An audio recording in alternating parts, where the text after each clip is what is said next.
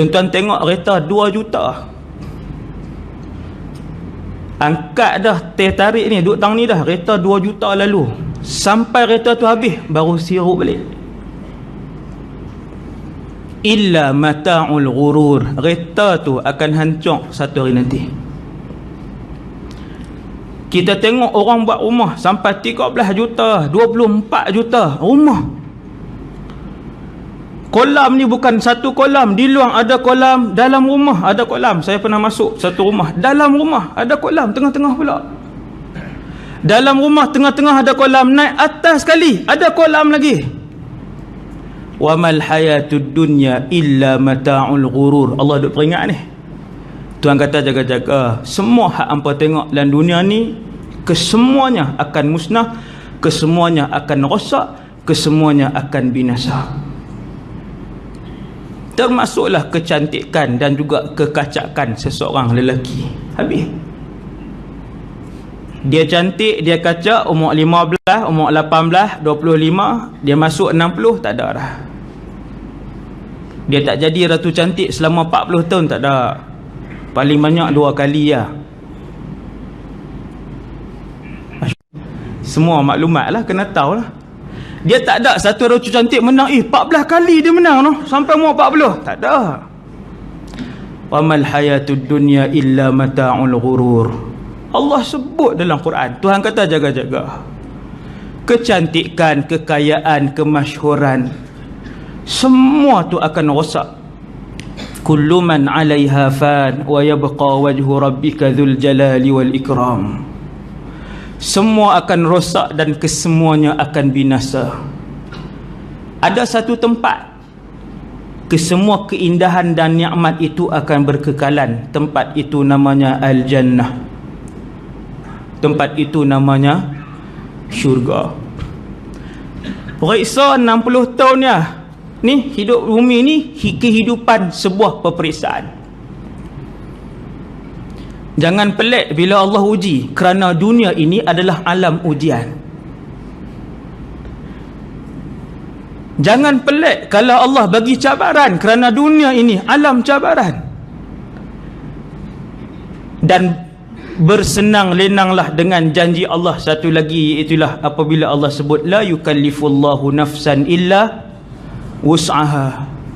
Allah takkan uji setelah Allah melihat berapa banyak kapasiti kesabaran kamu. Allah janji, Allah sendiri mengikat dirinya dengan satu janji, la yukallifullahu nafsan illa wus'aha. Aku takkan uji satu orang kecuali dengan keupayaan sabar yang dia miliki. Kalau dia ada power sabar 56, maka didatangkan ujian dan musibah 56 je. Takkan lebih. Sakitlah teruk macam mana pun, miskinlah macam mana pun, susah hatilah macam mana pun, anak dia teruk macam mana pun, ujian-ujian tu Allah bagi setelah dinilai kemampuan dan kesabaran dan ketakwaan yang dimiliki oleh orang tu. Maka semua manusia nak balik kampung. Kampung kita bukan di Citra, kampung kita bukan di Pendang, kampung kita bukan di seberang perai. Kampung halaman kita salah satu daripada 7 syurga yang ada. Kerana ayah kita Adam alaihissalam pernah tinggal di dalam syurga, lalu diusap belakang Adam alaihissalam, maka keluarlah seluruh zuriat keturunannya yang diperlihatkan oleh Allah kepada Nabi Adam alaihissalam. Nabi Adam tengok semua zuriat dia. Kata para ulama, maksudnya kita semua pernah duduk dalam syurga, kerana itulah kampung halaman kita. Dan Adamlah ayah kepada kita semua.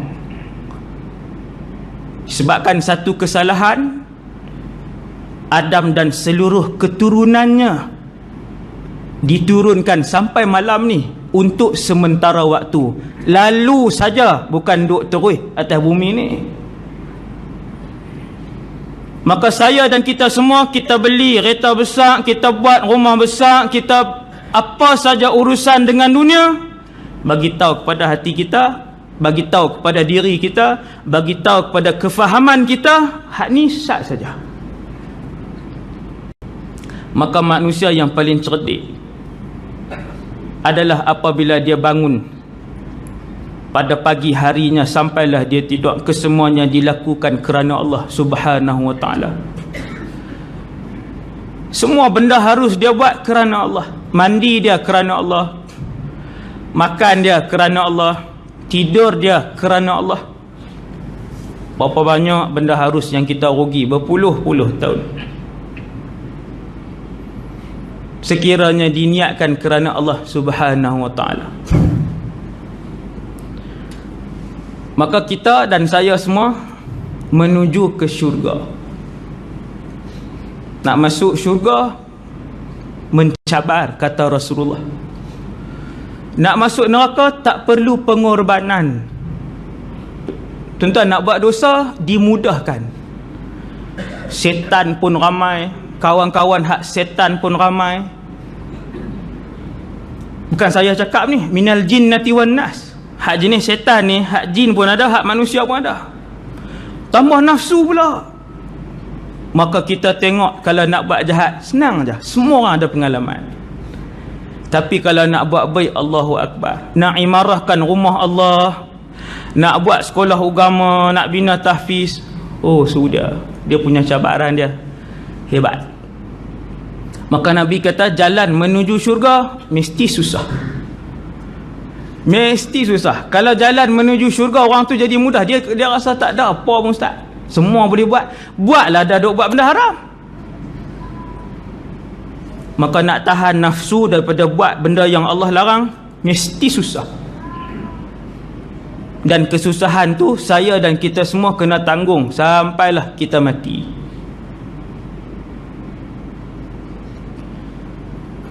Maka ahli syurga ni tuan-tuan, seperti mana kita hidup di dunia ni. Kalau sekolah macam saya, cikgu sekolah,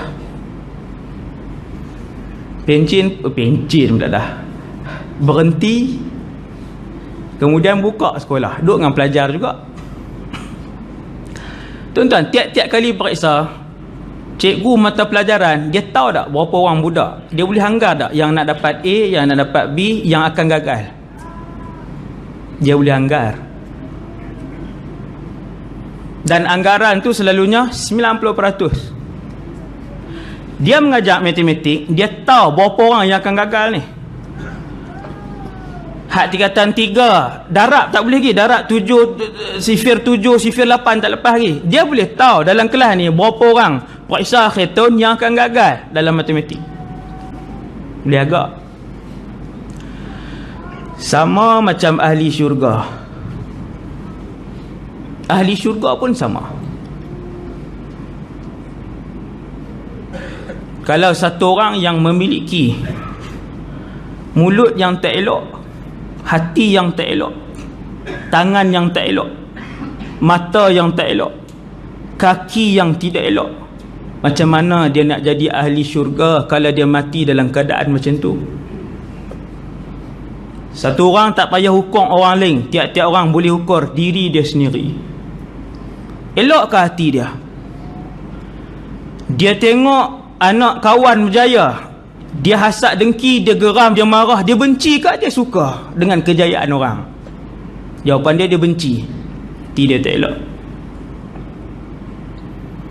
Dia tengok jiran dia buat dosa, mulut dia bawa hak aib tu, pijak je habis satu lorong tu, maka dia mempunyai mulut yang tak elok. Semua orang tahu tentang rahsia yang dilakukan oleh anggota badan dia dan juga apa yang dimiliki dalam hati dia. Maka dia boleh tahu dia layak untuk ke syurga ataupun dia layak untuk ke neraka. Bukan dia yakin dia ahli syurga, insya-Allah sifat-sifat yang Allah sebut tu ada dengan dia. Antara sifat yang Allah sebut, yang ada dalam surah Al-Waqi'ah. Siapa baca surah Waqi'ah hari-hari dia boleh jumpa ayat ni. Allah sebut sifat ahli syurga iaitu la yasma'una fiha, apa dia ayat dia, lagwan wala ta'thima, illa qilan salaman salama. Ahli syurga ni, ulama tafsir kata nak kenal ahli syurga ketika dia masih hidup atas muka bumi ni, apabila mulut dia sentiasa bercakap benda-benda yang baik saja. Benda-benda yang sia-sia, yang melalaikan, dia tak pernah sebut dengan mulut dia. Wala ta'thima, benda-benda yang dosa, mengumpat, mohong orang, fitnah orang, bawa jaja aib orang. La yasma'una fiha lagwan wala ta'thima illa qilan salaman salama. Dalam syurga nanti kalian akan lihat semua orang hanya bercakap benda baik saja.